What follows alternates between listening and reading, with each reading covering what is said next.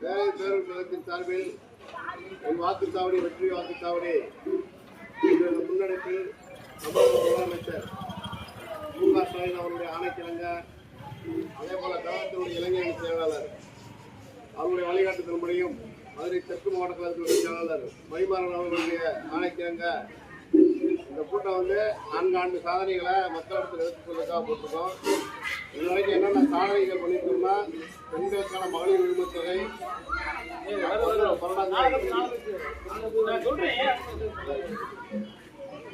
காலை உணவு திட்டம், மகளிர் விடியல் பயணம், தமிழ் புலவர் திட்டம், இல்லம் தேடி கல்வி, மக்களை தேடி மருத்துவம், உரிமை திட்டம், மாற்றுத்திறனாளிகளுக்கு நகர்ப்புற உள்ளாட்சிக்கு பிரதிநிதித்துவம், இன்னொரு காப்பகம் திட்டம், நான்கு திட்டம், வேர்களை தேடி திட்டம், முதியோர் உதவித்தொகை 1000 ரூபாய் இருந்து 1200.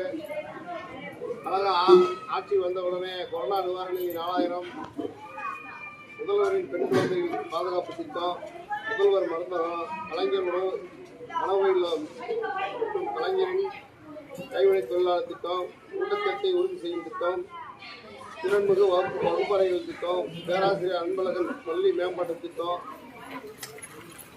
நம்ம ஊர் நம்ம ஸ்கூல் திட்டம், தோழிகள் திட்டம், தங்குமிடுதி,